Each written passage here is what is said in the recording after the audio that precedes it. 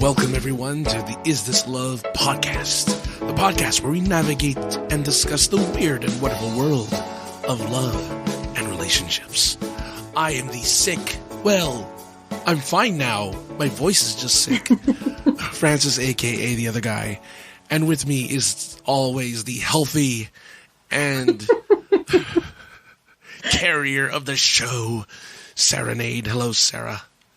Hi, Francis. I'm glad you're feeling better, even though I know that you don't sound as good. It does sound like your energy is up.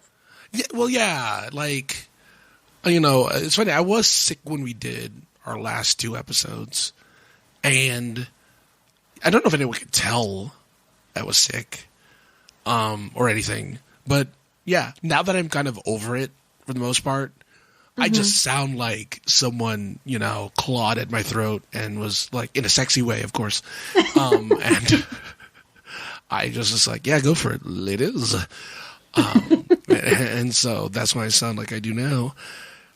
For the ladies, though, what's funny is when they have this kind of raspy, scratchy voice, they sound sexy.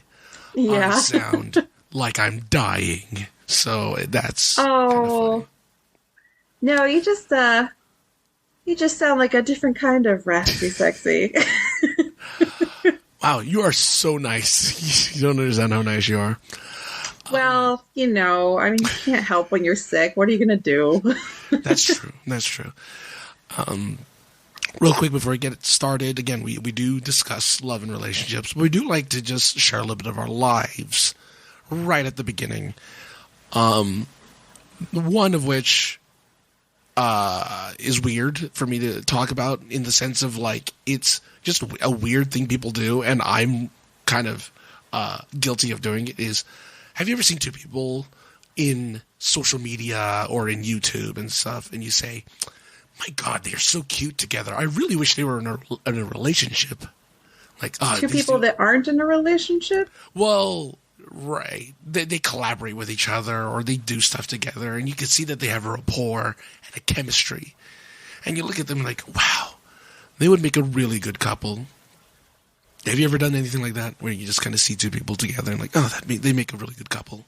I don't think I watch a lot of stuff with, like, people that seem like a couple but aren't.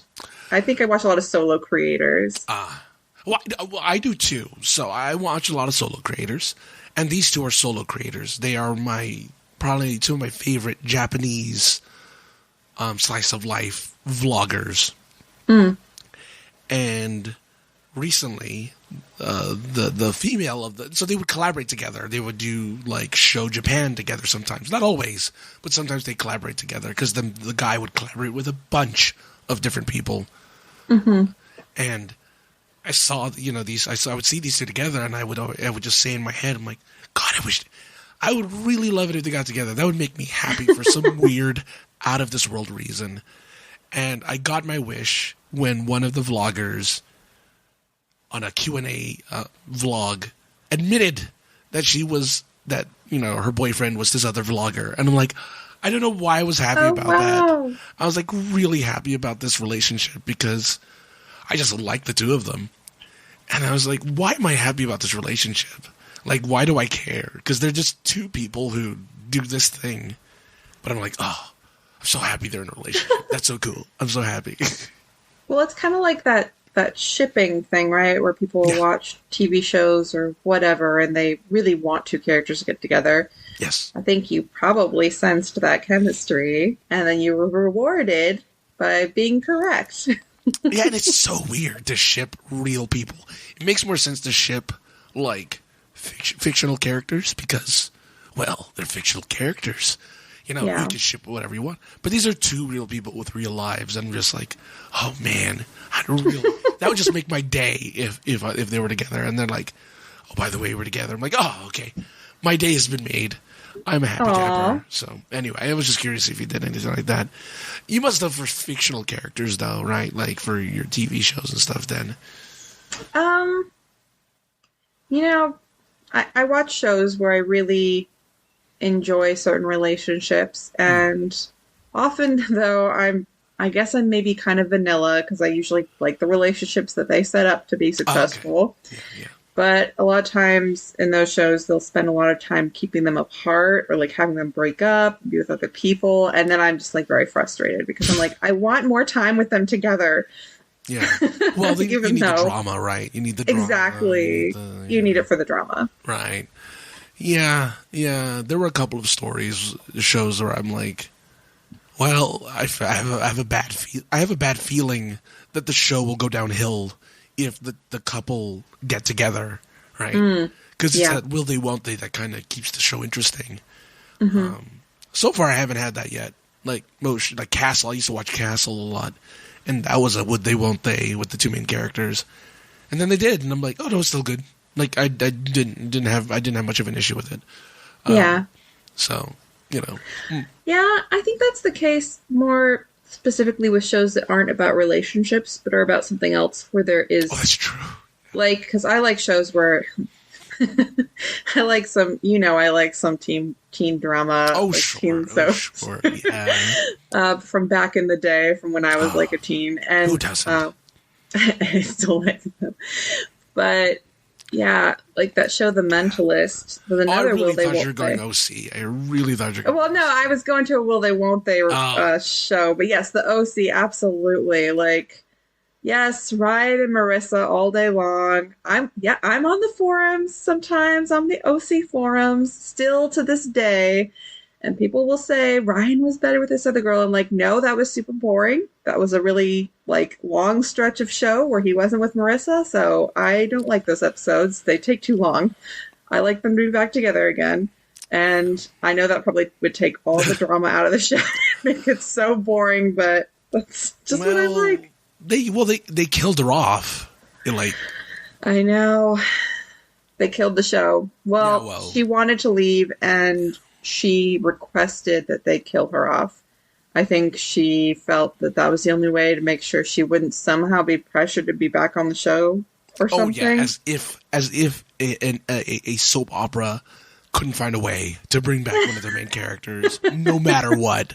Yeah, sure.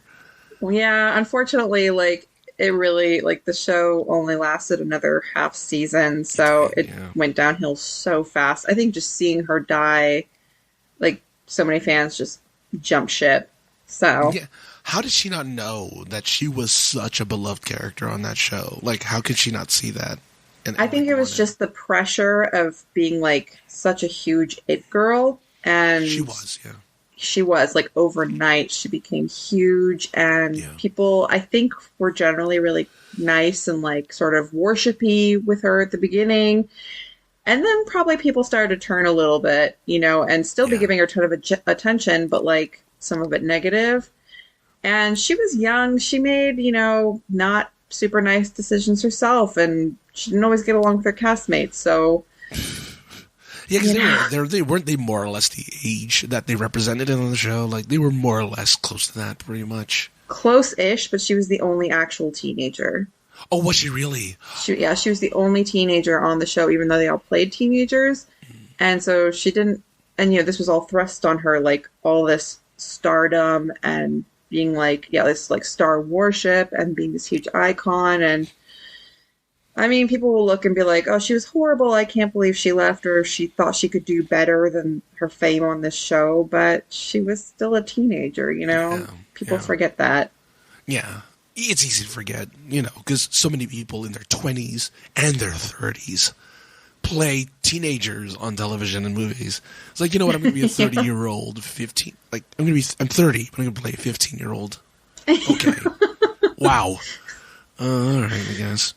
But anyway, all right, enough OC talk, and even though it is love-related, you know, all the stuff we were talking about, but let's talk about the love of the people out there. So we got a couple questions. What would you like to start off with? All right. Let's see. The first question is, can a relationship ever return to normal after someone cheats? If so, what does it take to get there? Have you ever been cheated on? Not to my knowledge. Yeah, not to my knowledge, but I suspect I probably have been. Well, it just like at that point there was way bigger issues, so I was like, I need to find out. I was like, I'm halfway out the door.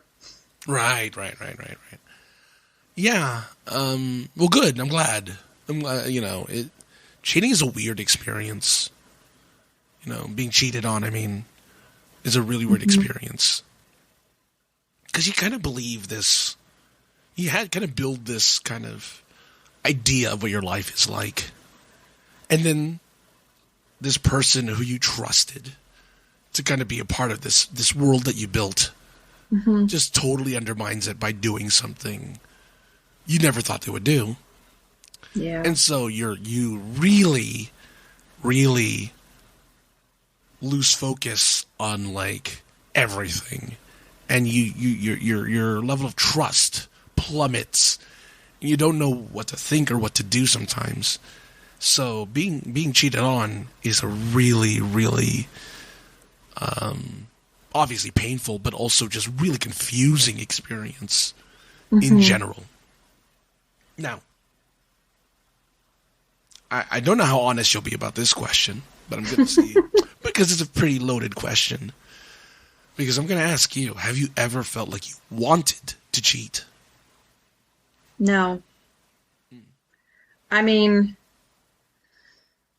I've felt unhappy with my partner, and I've wondered, in past relationships, like, should I leave? And is there someone better for me out there?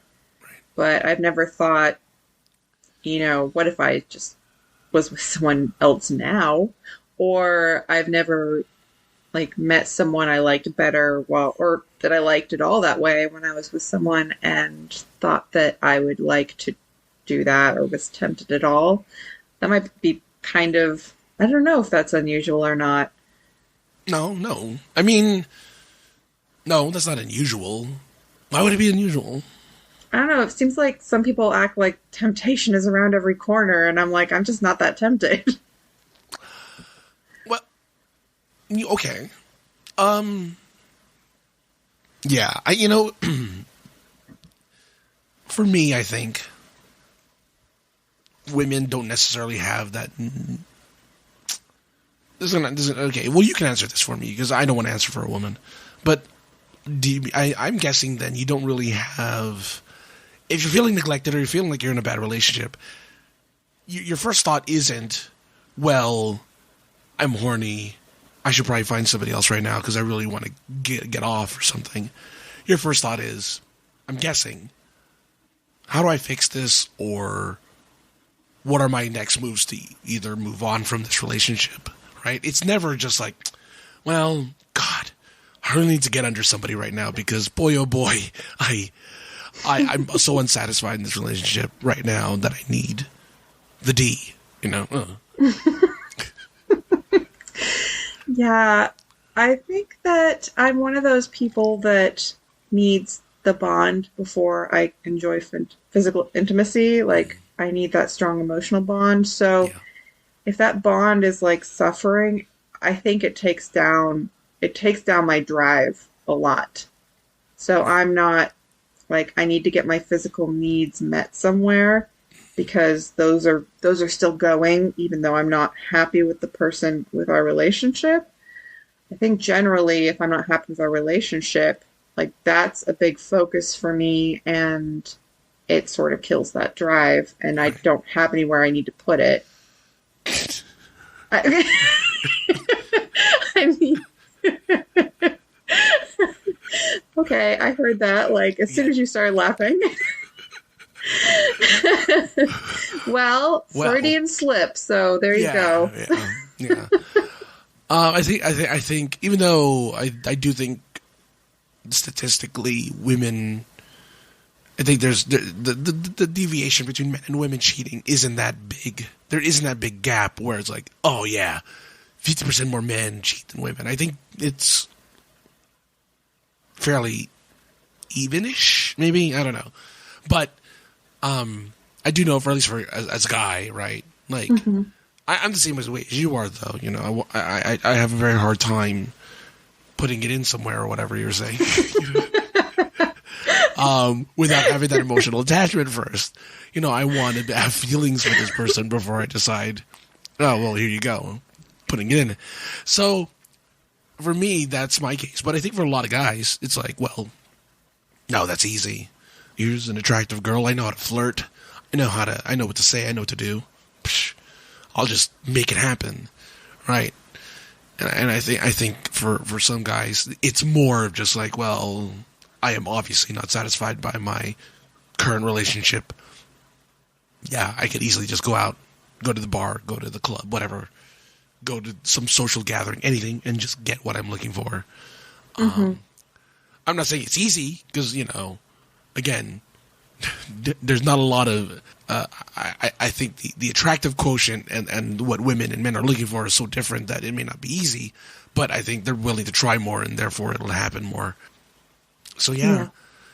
But I do believe I think you mentioned it once before in a previous episode that I do believe that you can come back from being cheated on if it's just a momentary lapse of judgment and you're in a situation you didn't know you're going to be there, you don't know what's going to happen, you know, you just happen to find yourself in a situation where you're alone with a woman in your car, you were taking her home from after a business meeting, and you know, she just happened to have a really short dress and she just doesn't seem to mind your hand on the clutch or on the gear shift.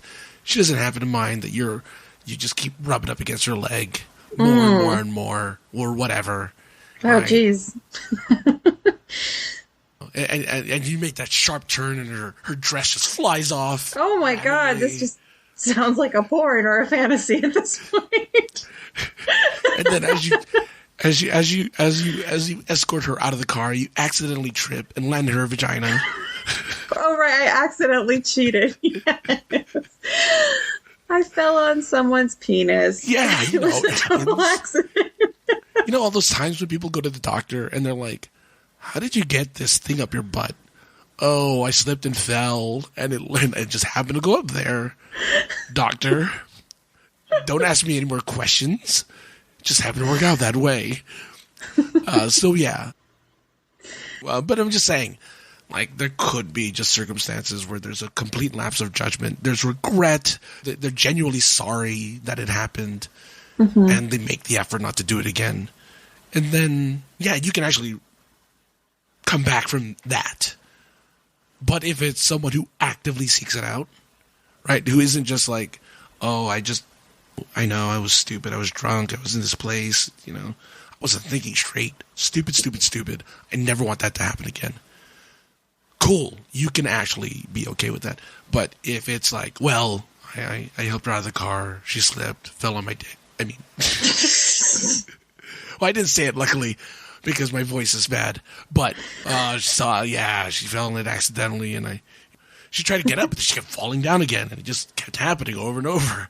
Like she just had a hard time getting up, and so therefore, you know, stuff happened, like that type of idiocy. Then yeah, that you can't recover from that because obviously he's actively trying to he doesn't care about you enough to feel that regret, or she doesn't care about you enough to feel that regret or to feel that remorse. And that's what you're looking for, is if they genuinely feel that way after, again, a one-time bad idea.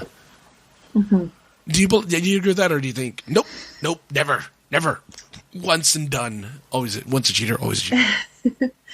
I don't feel like that's one of those definitely black and white situations. I think that there's definitely, you know, deal breaker actions that one time is too many, and then that's it, and you're done. You walk away, right, for sure. Right. But cheating is a tricky one because, like you said, it could be a once only thing. I've looked a little bit into like people who have dealt with infidelity and are trying to mend it or are on the path to mending it. Sure. And it seems like there's some common wisdom in there and some common suggestions, which is First of all, yeah, it has to have been one time only. That's one time is the max. Oh yeah. So, Once is an accident, two is a pattern. well, second of all, it's never an accident. Well, not an accident, but once is like, I'm sorry, once Once is was a like mistake. Once was a terrible, terrible mistake. terrible mistake. Twice. Yeah, twice is that's who you are, basically. Yeah, exactly. Yeah.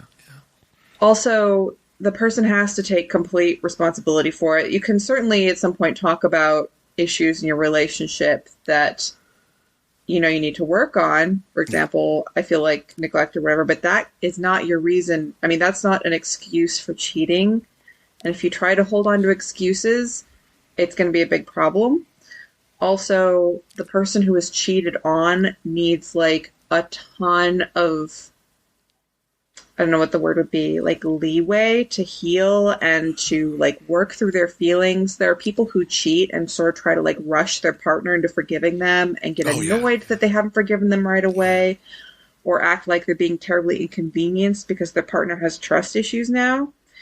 In order for it to really work, I think the party who cheated needs to be able to give the person who's cheated on almost anything they need, within reason, but even stuff that doesn't seem reasonable in a normal relationship. Like sometimes they need to have your location turned on so they can see where you are like all the time. Yeah. Sometimes they need to, I don't know, check your social media and see who you've been talking to and be able to say to you, look, I saw that you were talking to this person. That's a problem, without you being like, well, how can you not trust me? Well, that why they can't trust you. I think therapy is a huge one. I don't know how many can go on without therapy. And I've heard that it can be several years before things start to feel normal again. I mean, yeah, because trust is really hard to rebuild. Trust is probably one of the hardest things to rebuild in a person, because trust means that you don't have to think about it, right? When you trust someone, you more or less just you go on kind of an autopilot, and you're like, well, I know that whatever they're doing, I trust that they're doing the right thing, right? Mm-hmm. That they're online, they're not trying to flirt with people, they're just doing whatever they're doing online, whatever. You don't have to look into it, no matter what. But then when that trust is broken, you question everything, obviously, and that's really tough. That's such a hard thing to navigate because you don't now that whole that house of cards that was your trust is just shattered, and now building it up again is a really, really slow process, because then you can't go in autopilot anymore. You just don't know how to. Even if you want to, I guarantee, even if you wanted to, and be like, okay, I want to trust this person again, you can't, because in the back of your head somewhere, I'm sure, there's a little voice saying, well, wait a minute, what if? And it takes a lot of time for that voice. It takes repetition of trust and knowing over and over and over again. It's like learning how to ride a bike. It's like learning how to do a new thing. You have to relearn that trust. And it's so hard sometimes.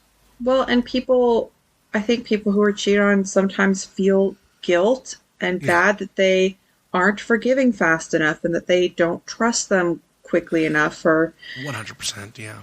Yeah, it's and tough. It is tough. And honestly, the cheating partner would do well to say, no, you need as much time as you need. And, space. Yeah, exactly. Yeah. In that space. I understand what I did was wrong and that you need what you need. And I am, here for that, what you need. And I think after a few years, and that's the other thing, is you have to be looking at we could be going through this really difficult thing for years before it gets better. If it gets better, are we willing to do that? Right. Or am I as the partner who basically gets to decide because I was cheated on, the other person wants to reconcile? Am I willing to do that? And I think after a certain amount of time, all those trust issues, all that anxiety, it just enough time passes and they have done everything you've asked to help you with your trust, everything you've asked to help you be reassured. Mm-hmm. And eventually just time passes, and time really does heal all wounds as long as you're Yes. not pouring salt in them and like reopening them. Oh yeah. Wow, yeah. Very well, no, very well said. Yeah, you're right. Time is definitely a factor for a lot of getting over pain, and again, it's really for the cheater empathy. That's going to be the key if you want to keep the relationship.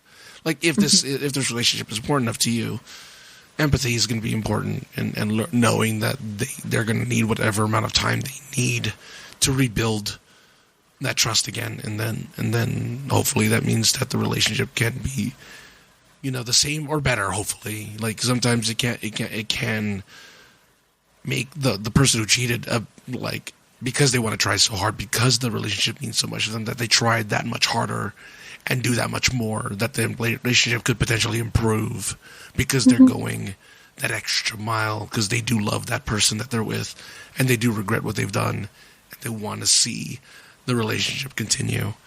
And so, Yeah, absolutely. yeah, so more power to that, to the person who can do that, for sure. Yeah, I think after a time, the betrayed partner, after some time, will come to really appreciate that and Yeah.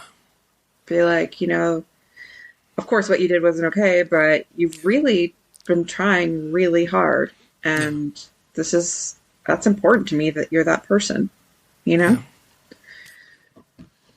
You can now put it in. All right, what's the next? Oh my god.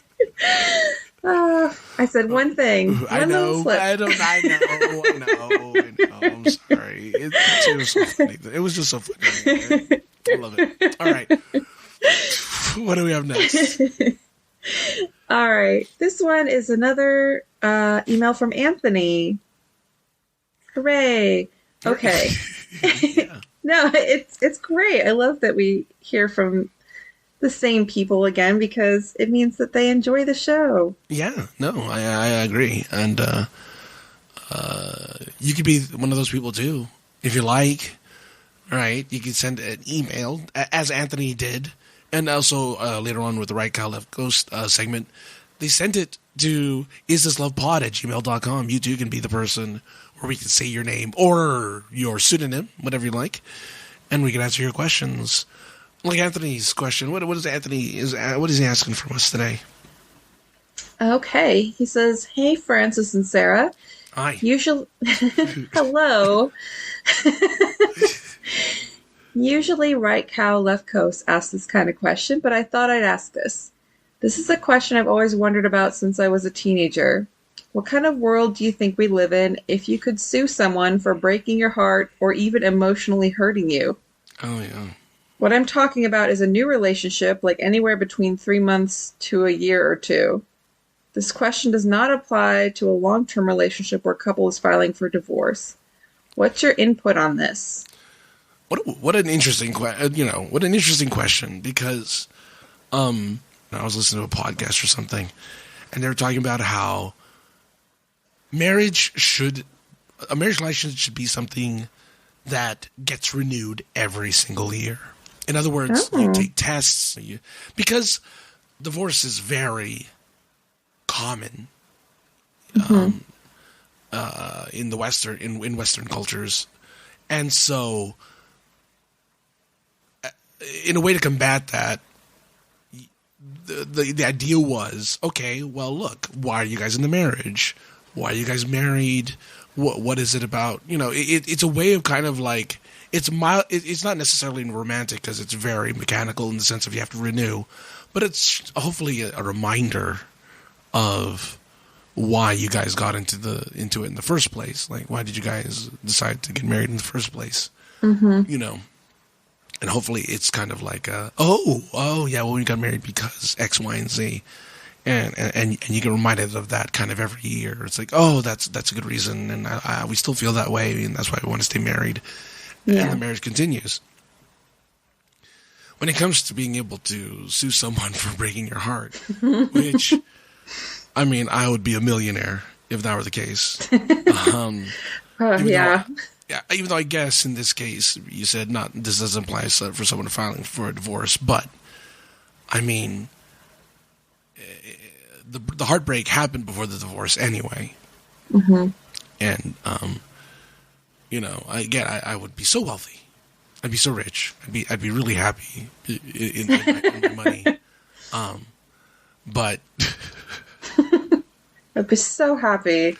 I'd be so to have happy been with betrayed. all of the money. But yeah, it's like So happy to have a terrible partner.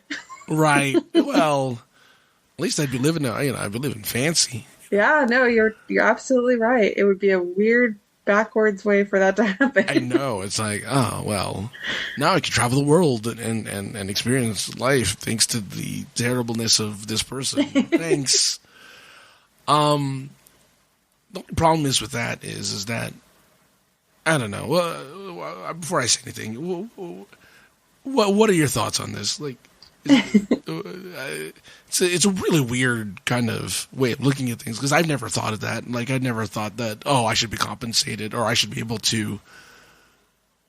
It's such an it's just such an American question to say sue because we Americans like to sue everyone. We do. Actually, you can already sue people for virtually anything. You just need to try to have some kind of proof of damages. I mean, you could say I was so upset I couldn't go to work and so I lost money. It probably just wouldn't stand up in court. And people do take their exes to court because they're heartbroken. They come up with other reasons to do it. Well, so I hate to bring this up, but that's kind of the whole. I mean, it's loosely related, but it's almost kind of the Amber Heard Johnny Depp thing. Well, I didn't follow that too much, but he was mad at her for like saying I was with someone who was abusive, right? Well, okay. So my understanding is I never followed it. All I know is that she pooed on his bed.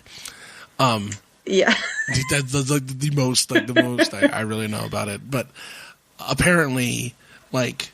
She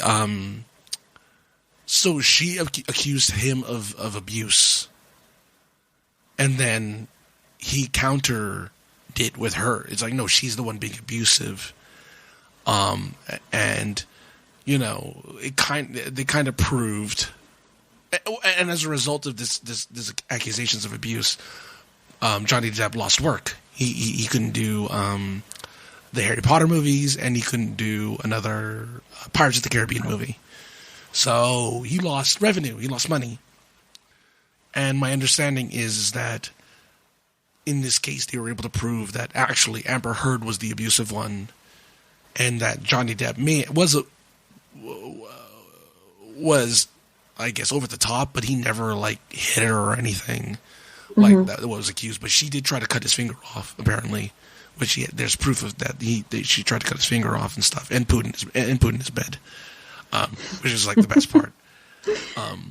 So, but they were essentially in quote unquote. I mean, but that was again breaking each other. They were technically breaking each other's hearts in that, and then they went to court. They were. I think what I understood was she had said in an interview or a social media video that someone I was with abused me. Right. But since people could infer that it was probably Johnny Depp she was talking about, right. He sued her for defamation, and that's where the lawsuit started. He sued her.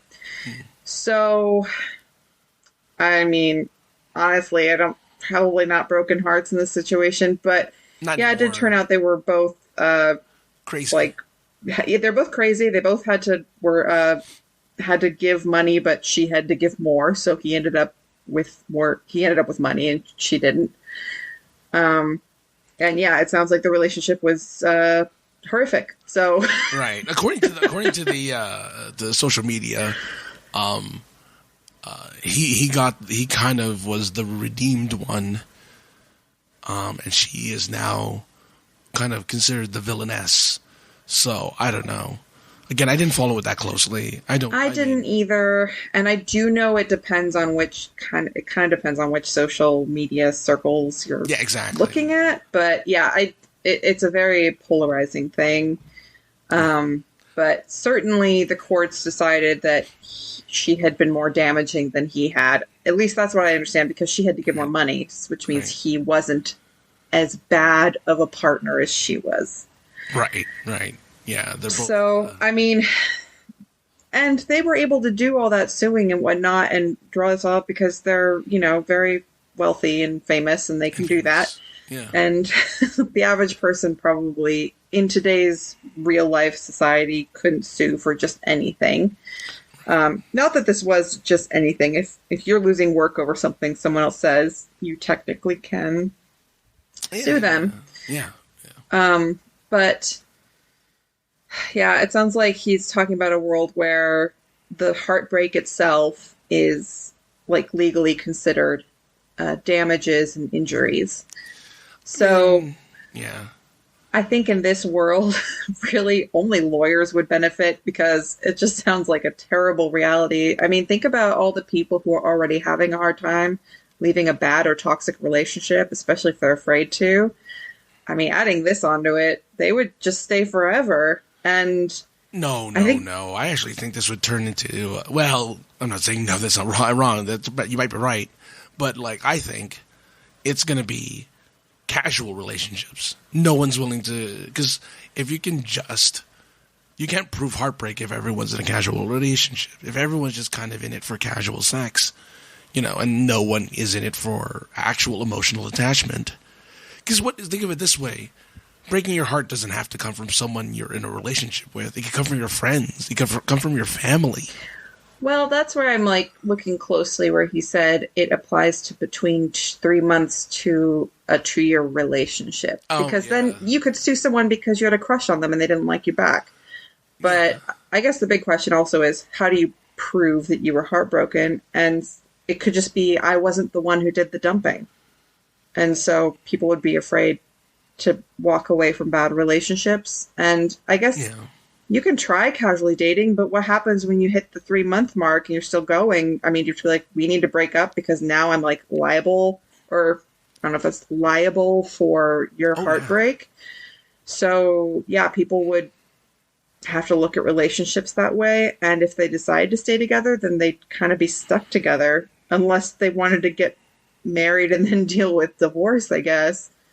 Well, I mean, and then what if it's an on and off again relationship, so that you're together for 2 months and then you break up for 2 months? Circumvent the law.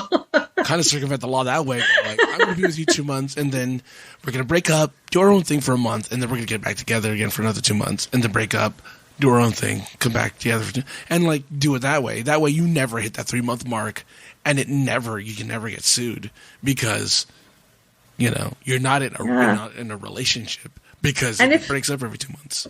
And if you're really in love with that person and they're I'll only be with you if I can break up with you every 2 months, and you don't, and that's this is ironic because you don't want your heart to get broken by them leaving forever. So you put up with this really poor treatment of yourself to prevent them from being able to, or to protect them from your own heartbreak. But you're willing to break your heart over and over again so that they don't have to be afraid that they're going to break your heart. Well, I mean, but is it? If it's an agreement that you get, will your heart be broken if it's an agreement that you just spend 1 month not dating anybody else, just kind of not together, and then you spend 2 months together, and then you spend a month just all right, I'm going to be over here for a second. But that's an agreement because you both love each other, and you're this is the agreement I want to make.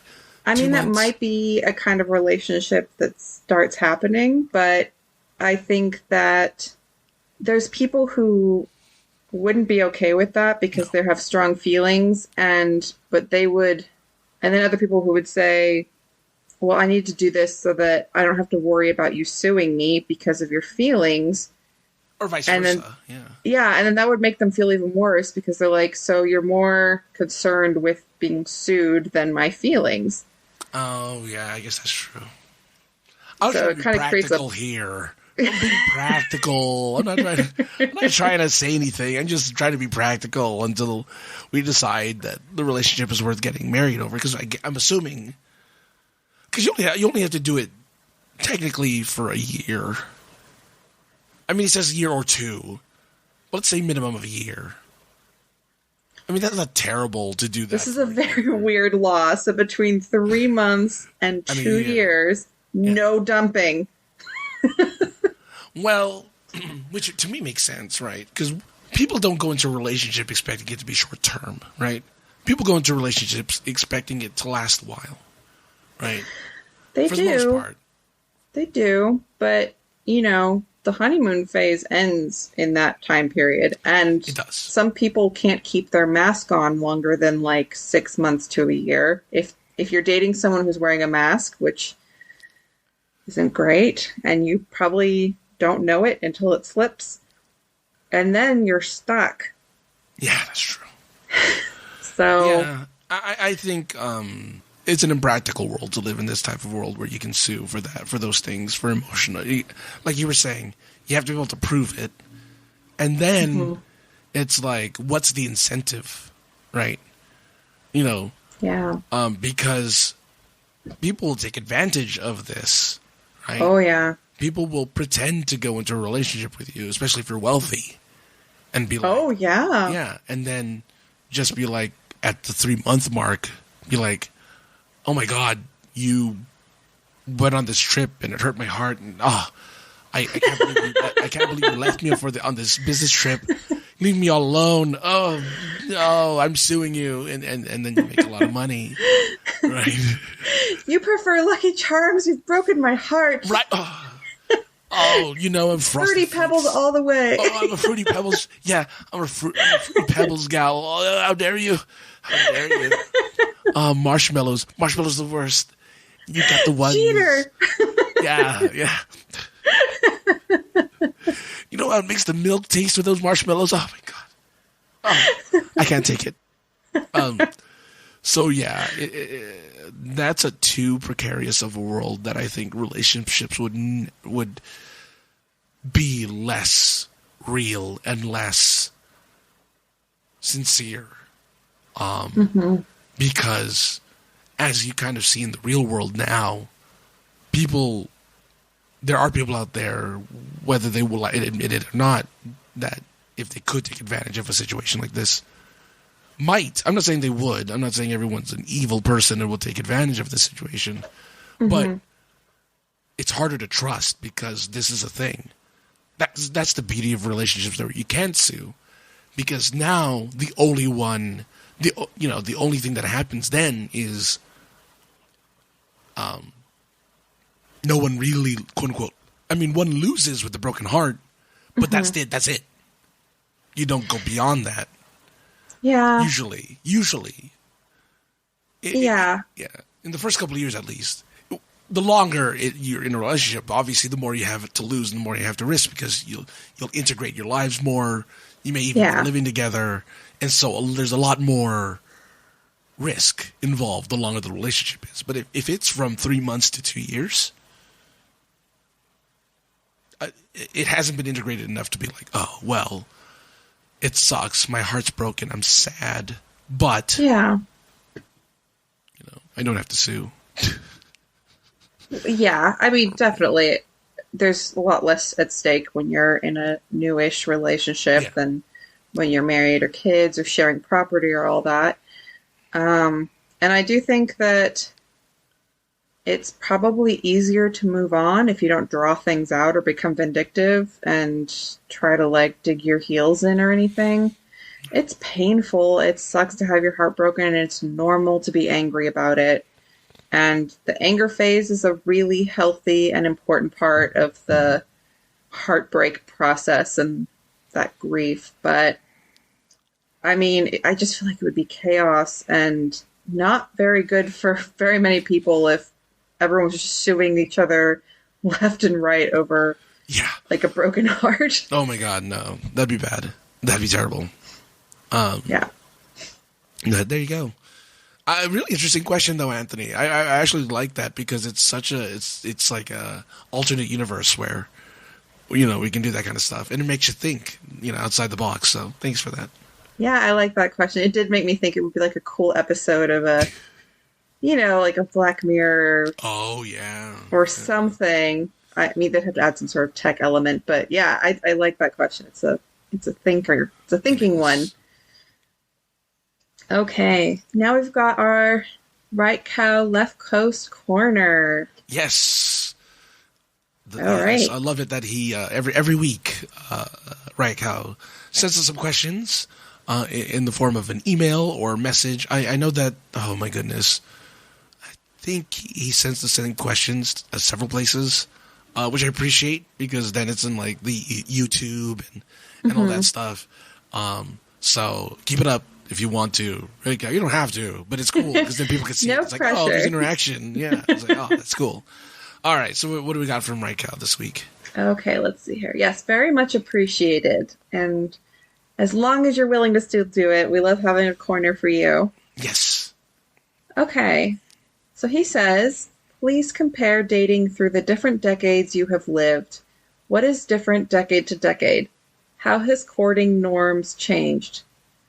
How have potential significant others changed? Wow. Yeah. Well, I don't know for the 80s. 80s is tough because I was like 10 and wasn't dating in the 80s. I know we wore corduroy pants and we wore striped polos a lot. At least I did when I was a young boy. I also know that like shows like Bosom Buddies and Three's Company were very popular during the 80s. I watched a lot of that stuff growing up as a kid. So that one's a hard one. 90s were interesting because that was the mall scene. 90s was all about the mall. You hung out there. That was where you socialized. That's where you went. That's where you met up with your friends. Stranger Things was very good at kind of showing this in like their seasons, how the mall evolved into a place of socializing and meeting. Pogs were a thing. Yes. I had Pogs. I wish I still had my Pogs. I don't know what I did with them. You know, I had my Slammers and my all that stuff. I had my MC Hammer Pog and my like Ninja Turtle Pog and my Alf Pog. It was great. Oh my gosh. I don't. So during that time, it was, I think, kind of a mirror to, like, well, at least in my high school, it was kind of a mirror to, like, not like the 60s per se, but boy, were people just, like, willing to just, like, not me. I did not have any, just to quote a famous president in the 90s, did not have sexual relations during the 90s. But all my friends did. And they would tell me about it. Oh. And I'm sure they were lying. But they were telling me about it. And one of my high school friends, the first was like a pregnant girl and her boyfriend. And I'm like, you can get pregnant at 17? That's amazing. I didn't know that could happen. It's a good thing you knew that could happen then, because a lot of people that happens to did not know that could happen. Right. Yeah. You know, and I had another friend, a lesbian friend, which I didn't even know lesbians existed, you know, in the mid 90s. But I had a lesbian friend and a gay German exchange student friend. And I didn't know you could like the same, like, you know, in the 90s. I didn't know you could like kind of the same sex person. Like that was a new thing, sort of. Like that was just a thing that was kind of gaining traction, right? Oh. Even though Three's Company existed, but you didn't think about it too much because you just want to see Jack Tripper trying to hook up with his roommates, while Mr. Roper tried to stop it from happening. Anyway, so you know these exist, and then you see it, and it's like, oh, that's a thing. That's a thing that people do. Yeah. It's weird to think how recently people just didn't even like consider it at all. No. I mean, I was like, well, I don't remember. I was 15, 16. I'm like, girls can like girls. That's so hot. You know, like that was. I was like, oh my god. I was 15 or 16. Leave me alone. I was just a child. even though it's still hot. But like, I was like fascinated. I would ask her to tell me stories. Now she wouldn't tell me like that type of stories, but like why did she find women attractive? Like, what was it about? You know, stuff like that. So, dating in the 90s was really just pre-internet.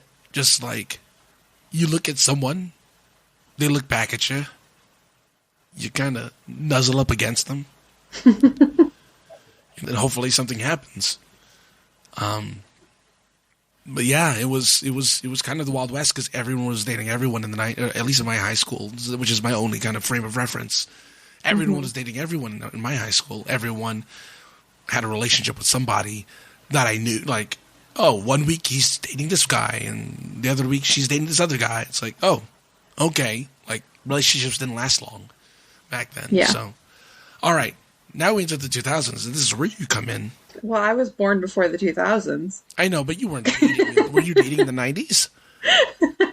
Because weren't you like still like a young teen at the 90s? Like 10? Yeah, 12? I mean, yeah, I was young by the end of the night still for sure. And similar to you, like, there was kids at school or at camp who were very promiscuous, or at least pretending to be promiscuous. Oh, sure, yeah. But yeah, for me, it was still just like crushes or like, I maybe had my first kiss still in the night. No, I think I was, no, I think it was in the early 2000s. So yeah, so early 2000s, I didn't have any actual real relationships. You're right, before the 2000s, but. Sorry, I just assumed. And then I had my very first boyfriend, and we did a week. 1 week exactly. How does that work? Like, how old were you when it happened? 14. 14, okay. So we started dating, and I don't know, just the idea of having a boyfriend and the excitement of it was a lot more than the actual experience. So what does that entail for a 14-year-old? Like, what does dating entail for 14? Having never dated at that young age. He was really into like the weed scene. Oh. And okay. I was definitely not. I was like very much like, oh, drugs are bad. So yeah. I started hanging out with him and his friends, and I was like, yeah, I watched all stuff. Did you ever see that cartoon All Stars to the Rescue? Oh God, yeah, that was. Yeah. Oh man, yeah. Drugs turn you into a zombie. Didn't you listen to Winnie the Pooh? I think there were a ton. If anything, the 90s was a big. Well, that was Dare. Late 80s, early 90s was Reagan and Nancy Reagan did this whole "Say No to Drugs" campaign. Yeah. And she did, those cartoons and, Saved by the Bell, Say No to Dope. And all that stuff. So there was a big anti-drug campaign during that time. And did you guys have the DARE program? We had DARE. Yes, we had DARE. Yeah. And MAD, Mothers Against Drunk Driving, Mm-hmm. Yeah.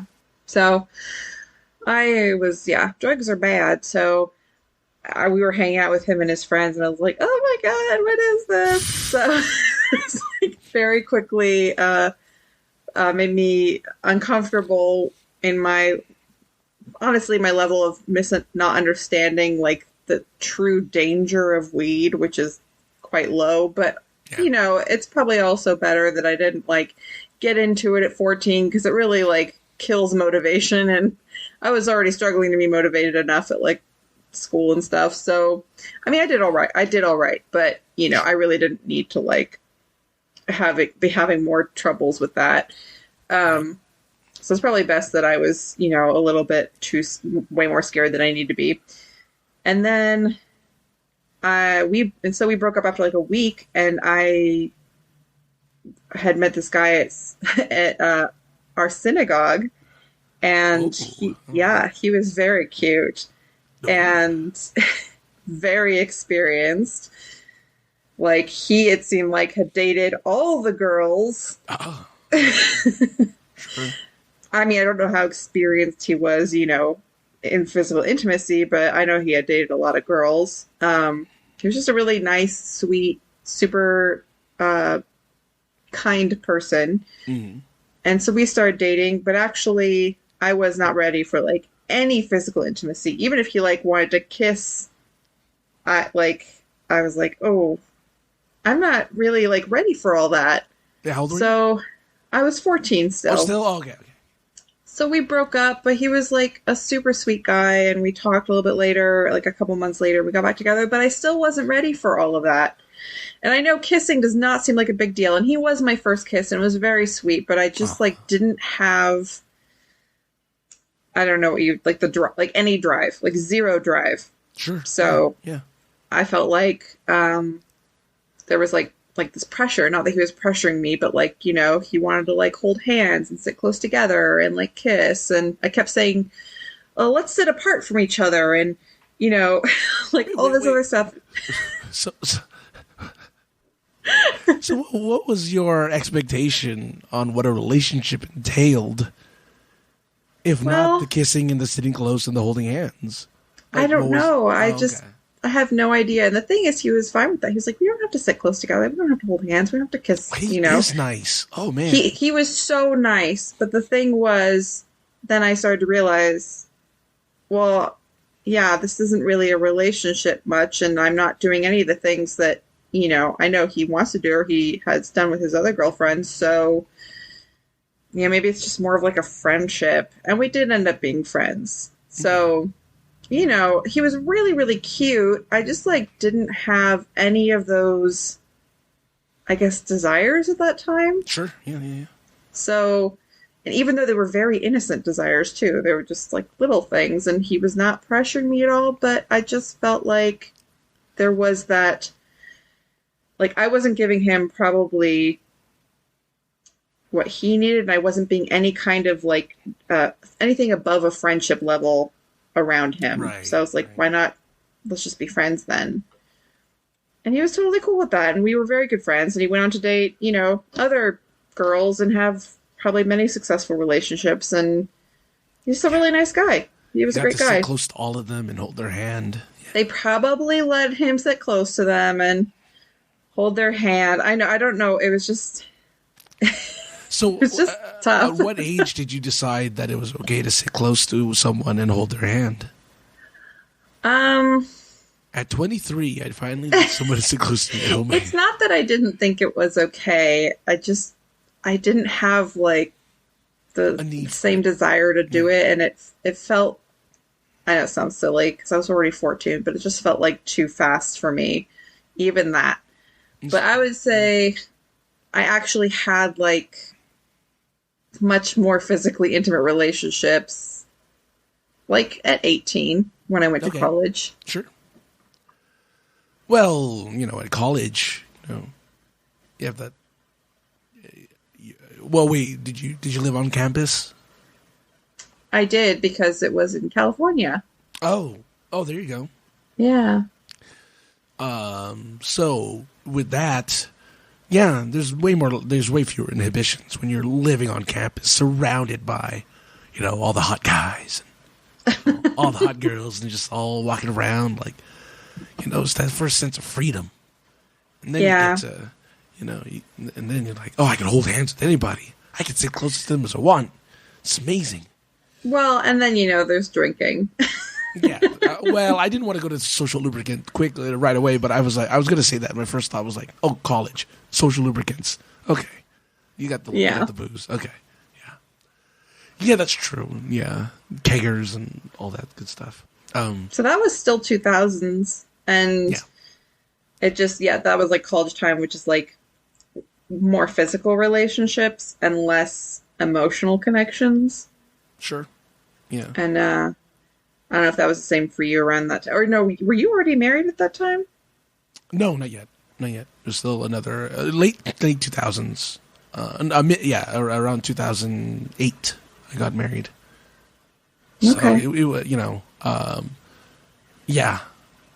Earlier. Well, yeah. Well, okay. Well, look, you know, in the 2000s was different for me because in the 2000s, I think that was when I was most like. I had the most machismo in the early 2000s because I was like doing all sorts of. I was working out a lot. I was doing all these sorts of martial arts and stuff. So I was like really testosterone, right? And at the time, I was working at a movie theater, and the movie theater was like high school all over again. Everyone was hooking up with everyone, except this time I was a part of it. So I was hooking up with everyone and like, yeah, doing all this stuff with all these different people. I'm like, this is amazing. And and I was also online at the time, so I'm like, not just people at work, but like people online, like hooking up with them and meeting up with them, and like, and everyone, and for some reason, early 2000s, everyone was horny, everyone, and so it was just like liquids everywhere. It was terrible. Liquids. Well, we survived Y2K, so we're all ready to procreate, right? Yeah. The world didn't, our computers didn't blow up and like planes didn't fall from the sky. Like everything was fine after Y2K, and we're like, yes, let's make it happen. So just sweat and fluids all over the place. And, disgusting. Man. Oh yeah, it was gross. It's like a slip and slide everywhere, just like, it was really disgusting. Oh man. You didn't want to have a black light anywhere, even though that was like the thing in 2000s. Like black lights everywhere. No, don't. Jackson Pollock painting everywhere. No, don't do that. And so it's like, so yeah, and then I met, and then that's when I met my wife. And so, even though I was like partying around or whatever, it's like, I'm gonna go settle down with one person. But it was, dating during the 2000s was just like the Wild West because internet was new and all that stuff. So it was amazing. So anyway, just saying. Courting norms have changed over the years because, especially in 2000s, 2010s, 2020s, courting is now harder, so much harder. Because competition is up. Now you have to compete with people from different counties in different cities, and sometimes even different states, depending on where you are. I remember when I had Facebook dating, it would recommend people from like Las Vegas and like San Francisco and all this stuff, like places hours upon hours upon hours away from me. And I'm like, why are you recommending these people? It's because. And it literally said to the effect of because no one around you likes you. Oh, so I mean, it didn't say that really, but that's how it felt, right? Because it's like no one was matching with me locally, so I had to go further and further out. So yeah, it's just it's potential significant others is harder.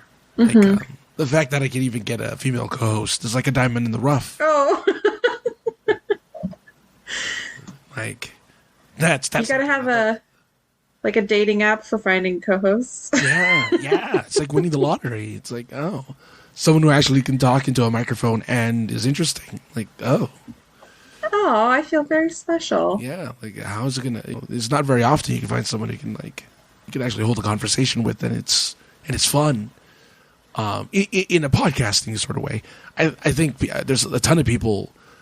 And we have this offline too, where we can have a normal conversation, have a good time. Like it just doesn't translate to the podcasting. But I'm just saying, for some people though, it's hard to translate that into podcasting because some people only say so much.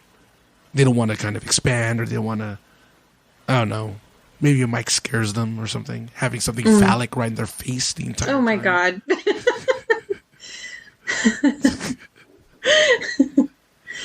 Their mouth just right up to the tip. Anyway, no, that's just me. I think that's just me. But after dark. So yeah, like it's tough. I don't know. Like we kind of go back to because you have your relationship was found via online dating. Yeah, like how 2010s. hard was it? Online dating, like 2010s and 2020s, like you said, it's been mostly like an online dating type courtship situation for me too. It's how hard is it?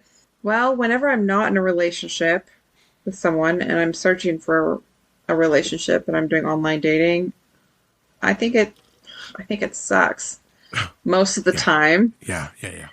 I mean, there's just not very many good matches. at all, it feels like. And you have to go on dates that you don't really want to, but you're like, this is the only person that I've matched with for a while. Yeah. I guess I should give them a chance. Otherwise, I'm being too picky and I'll never find someone. Isn't that the worst? That's a terrible, terrible feeling. Mm-hmm. Yeah. Yeah, absolutely. So, I mean, I'm sure it's harder. I am certain, and I know for sure that it's harder for other people than it has been for me, but it's no picnic. Because you're a girl. Because I'm a girl. Yeah, I know. Yeah, she knows.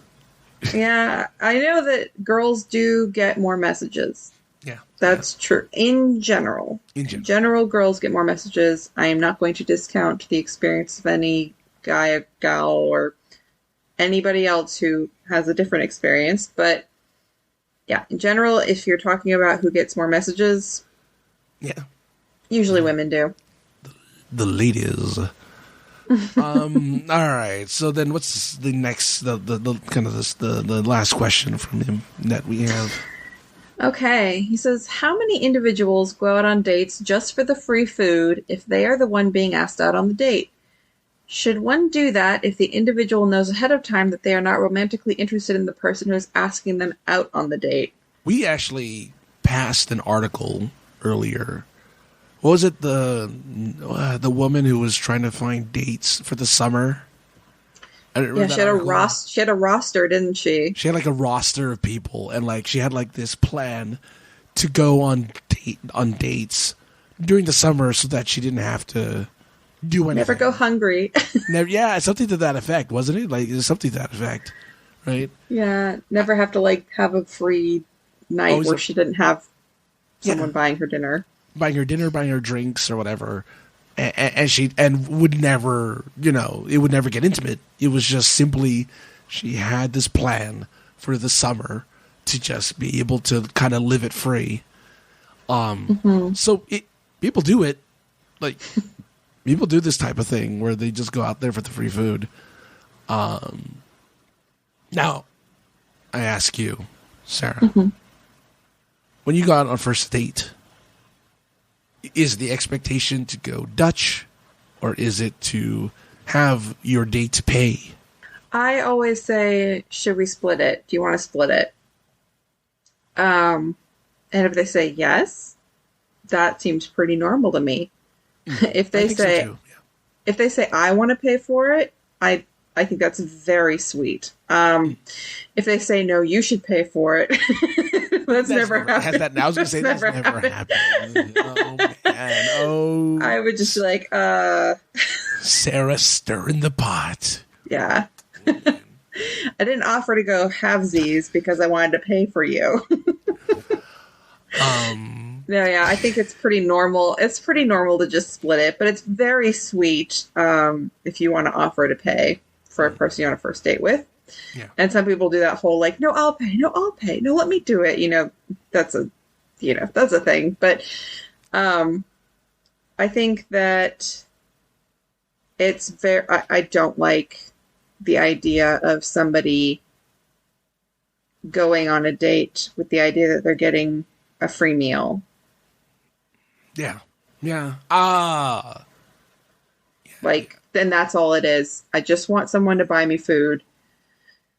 Especially for like, I am not interested in this person. I mean, it's not good either way to say, I'm just doing this for the free food, but to be like, and I'm definitely not going to be interested in them. I mean, that's just like, you're not even giving them a chance at all. But it is also, and that's why the second question kind of confuses me, because it says, should one do that if the individual knows ahead of time? Like, why? Right? I mean, what's the point? So I think I can, if I'm trying to imagine this, I'm trying to imagine myself with like no compassion or care for another person. Okay. And the food. I'm thinking, I could get a free meal out of this. And of course I don't want to be with him, but it's his pleasure to take me out, or maybe, I don't really care what he thinks at the end of the night because there's nothing, there's nothing he can do about it. We're not actually in a relationship, so it's not like he can say I'm being a bad girlfriend.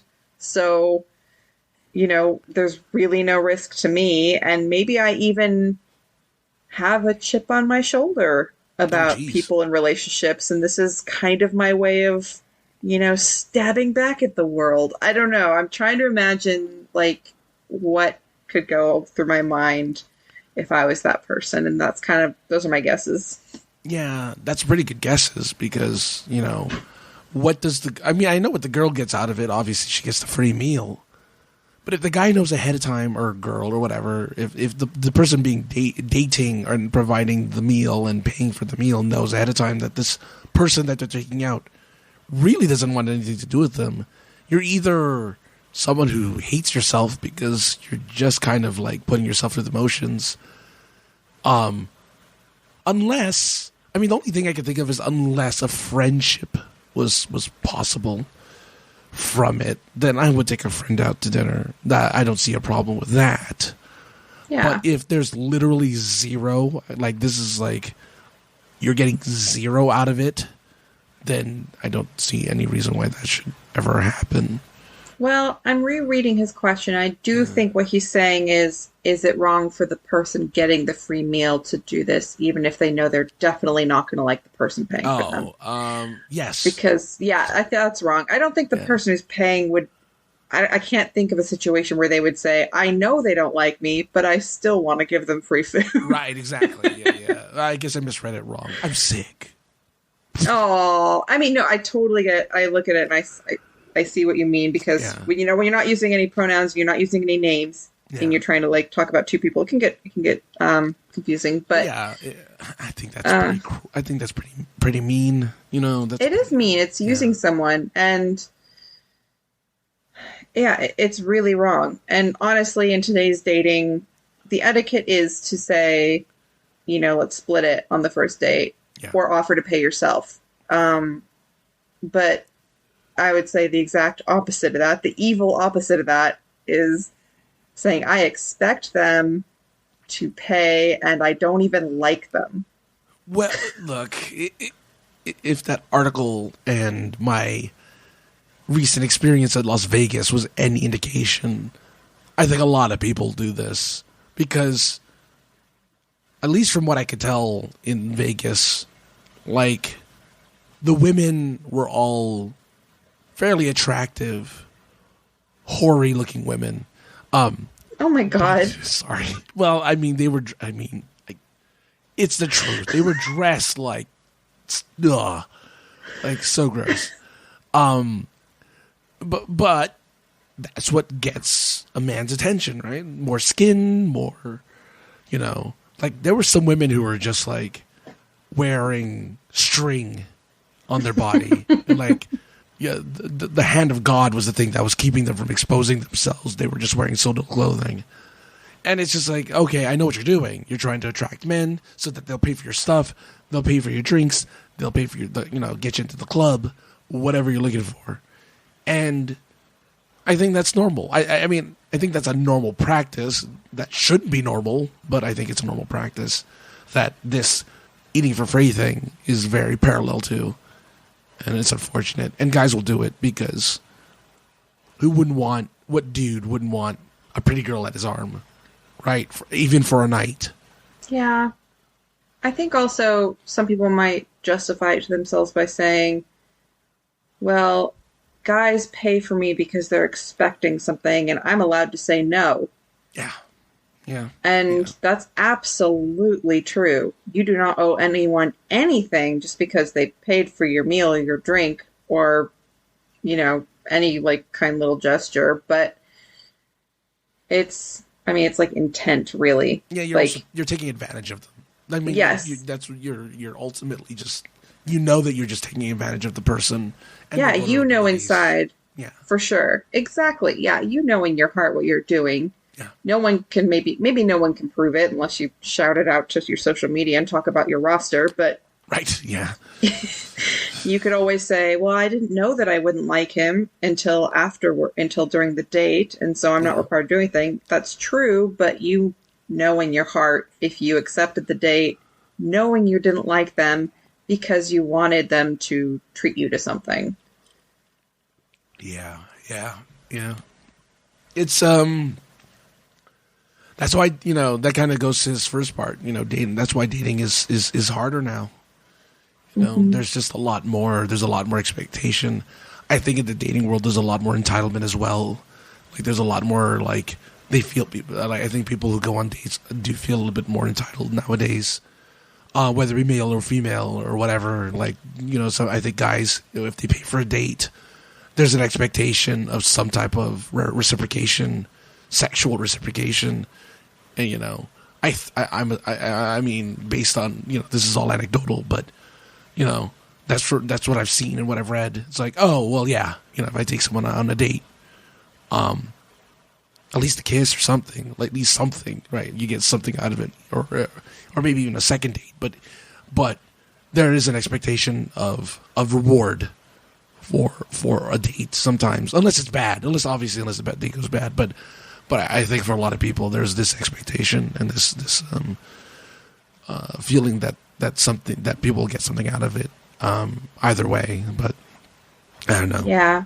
We're not, Sarah and I aren't 20-somethings anymore. So we don't have that same kind of drive of like dating around or anything if we were single, Yeah.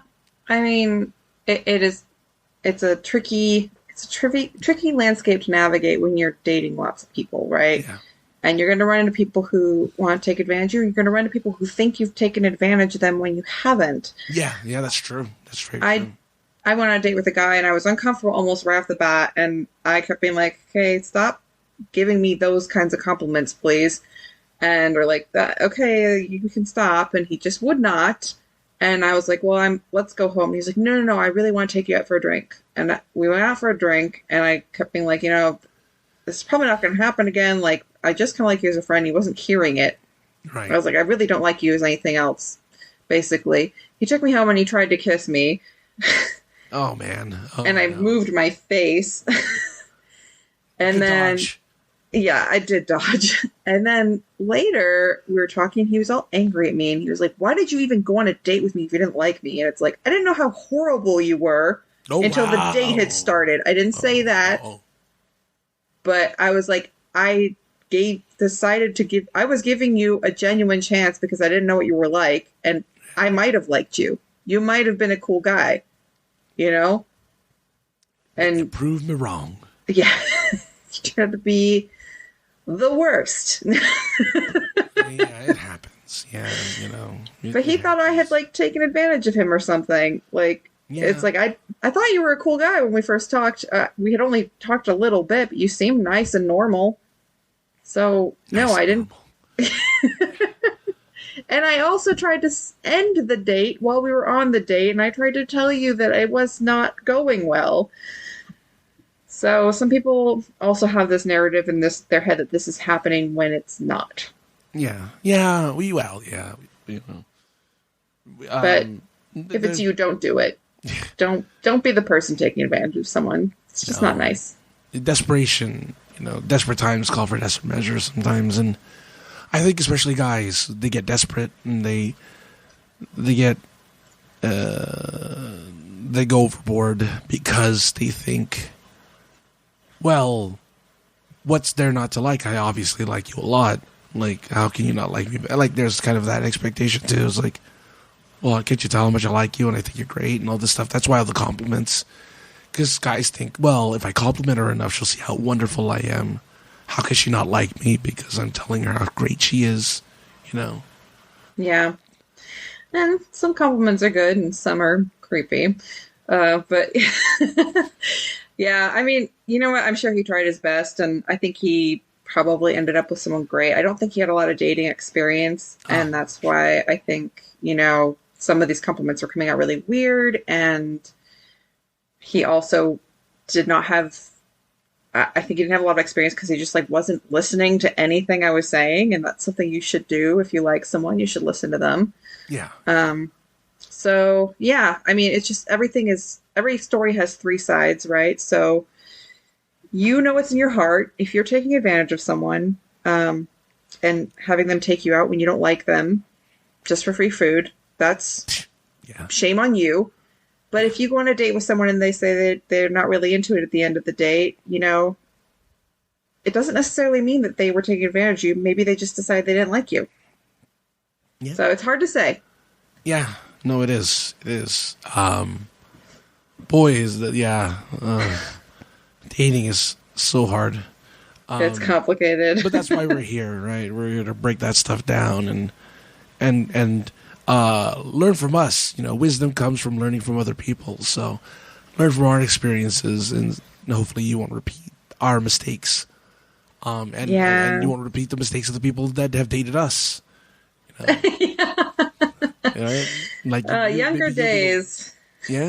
Maybe you'll be the one who listens. You know, maybe you'll be the one who hears the words. Well, listening to people is always good. Yeah. You know, and maybe you'll know not to keep complimenting her foot or whatever it was. Oh, your feet are so amazing. It looked great in my mouth. Ugh, yeah. Gross. I don't know. I don't know what the compliment. Save that for later. Save that for later.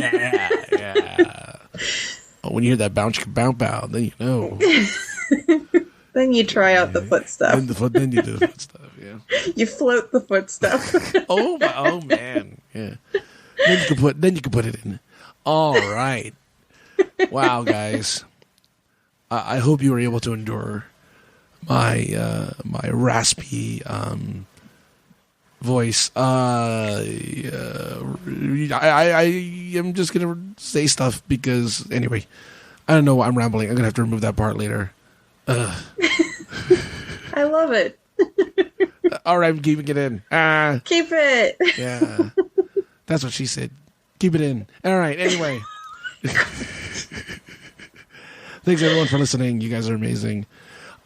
Don't get sick like me, and learn to not talk sometimes. Don't make your hobby, the thing that you do on a regular basis, a talking thing. You know, learn to shut up every once in a while. Oh, because I don't. I talk a lot and far too often.